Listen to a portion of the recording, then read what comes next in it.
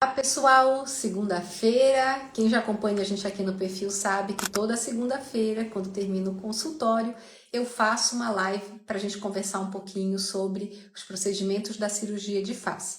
E hoje eu tenho um convidado mais do que especial.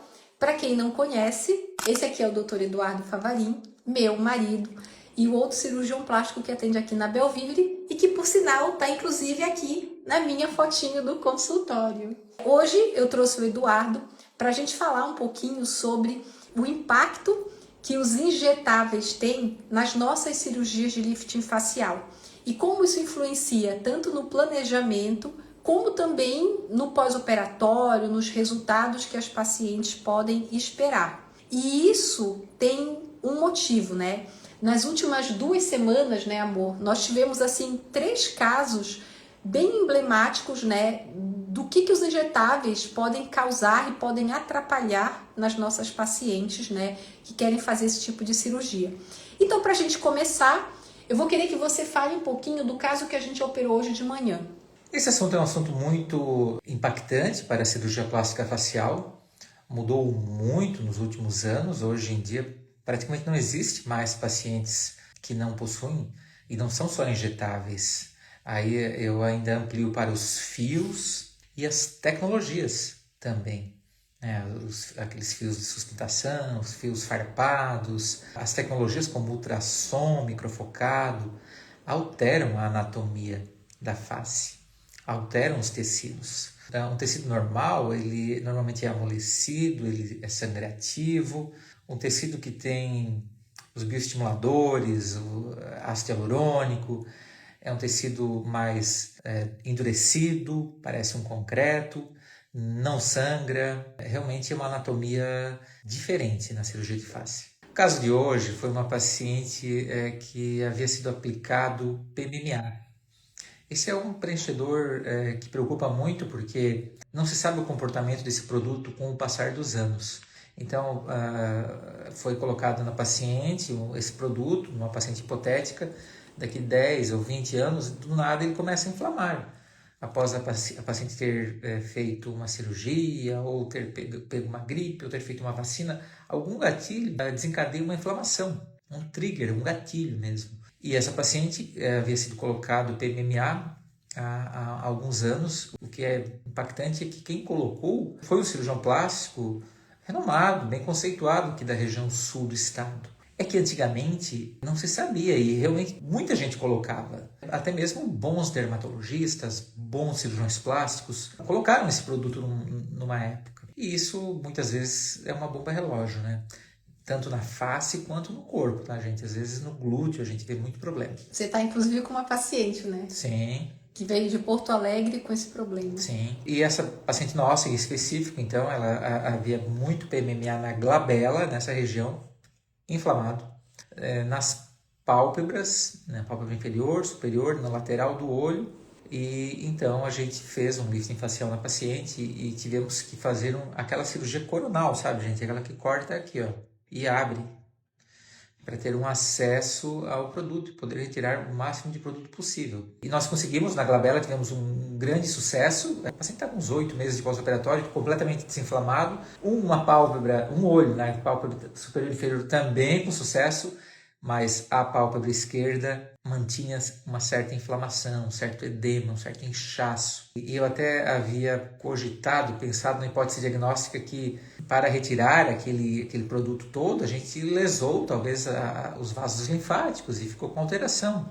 Mas aí repetimos o ultrassom dermatológico, né? Que é uma ferramenta assim imprescindível hoje.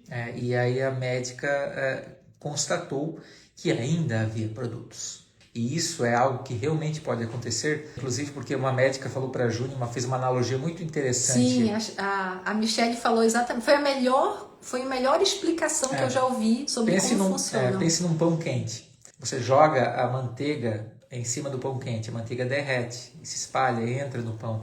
É a mesma coisa com o PMMA no tecido. Ou seja, para você tirar o PMMA, você tem que tirar o miolo do pão. Músculo, tecidos da paciente. E ele vai infiltrando.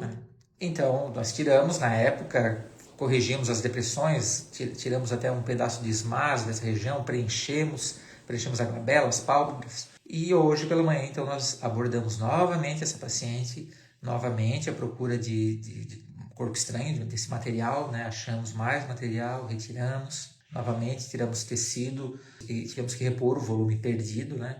E agora ficamos na torcida para que se resolva, né? O papo é muito aberto com a paciente, com o marido dela, né? São muito cientes. O que é interessante, né?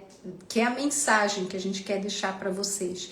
Que quando a paciente tem esse tipo de complicação, né, por um injetável, por algum produto, ela tem que encarar isso não como um procedimento estético, mas isso é um procedimento reparador. Então a gente vai ter que mexer para resolver o problema.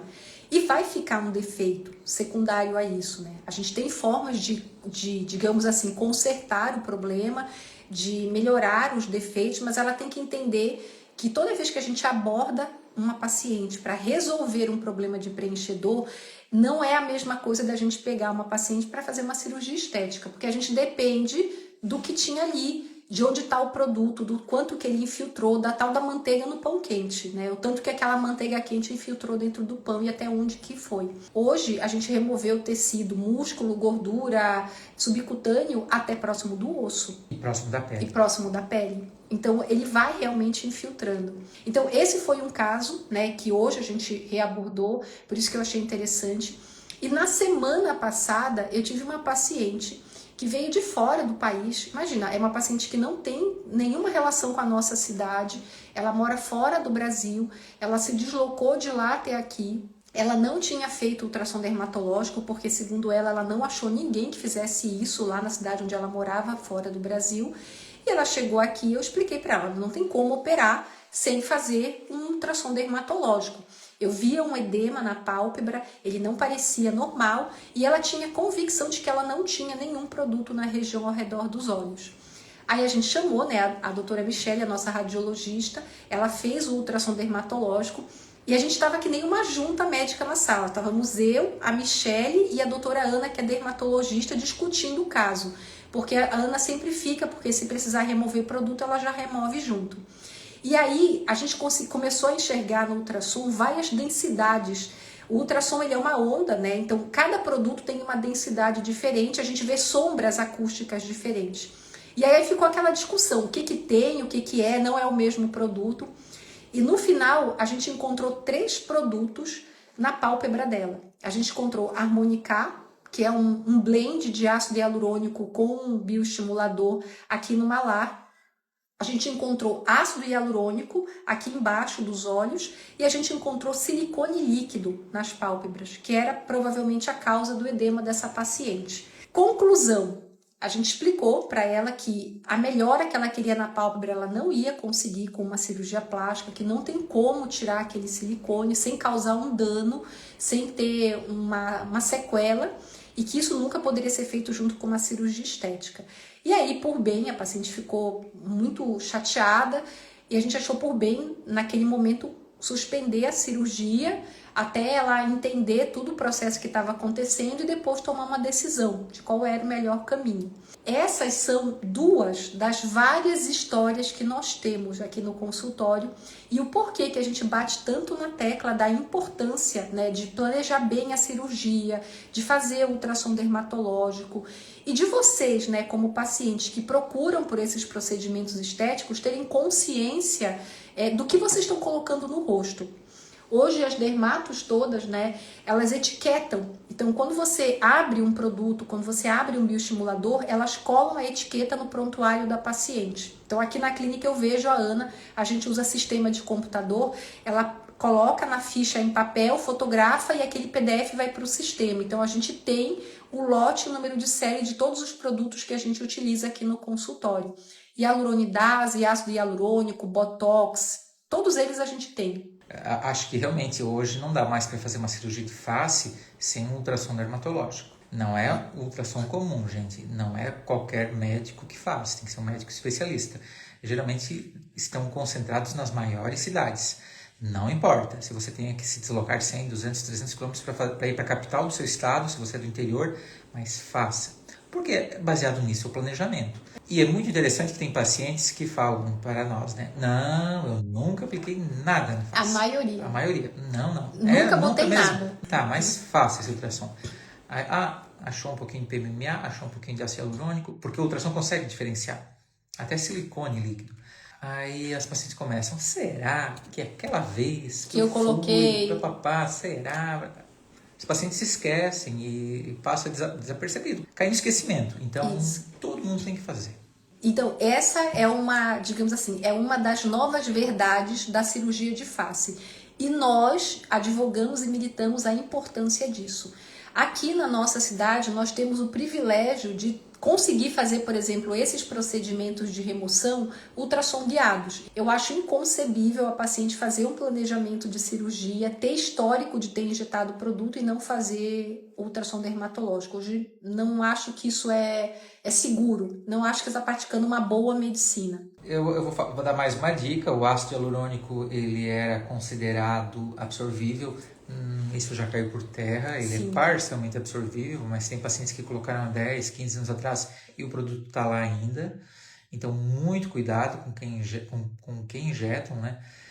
E com quem vocês injetam? E com quem, né? Também. Tem que saber o que está sendo injetado. Viram o que é uma conduta padrão, né? Anotar o lote do ácido hialurônico. E muito cuidado quando deixam aplicar em vocês esses produtos, principalmente na região dos olhos. Que é a pele mais fina, uma região sensível, que inflama mais, que tem menos tecido, que causa mais danos estéticos quando a gente precisa retirar. Agora em maio a gente vai dar uma aula, né, na Jornada Sul, e em junho eu vou dar uma aula para a Sociedade de Cirurgia Plástica do Rio Grande do Sul. E o meu foco é sempre periórbita. Periórbita é essa região ao redor dos olhos. E em todas as aulas eu sempre falo isso para os colegas, porque apesar de ser uma informação que nós sabemos, ainda tem muito colega mesmo da especialidade que não acha que isso é tão importante assim. E na verdade isso impacta diretamente na qualidade dos resultados e na segurança da cirurgia.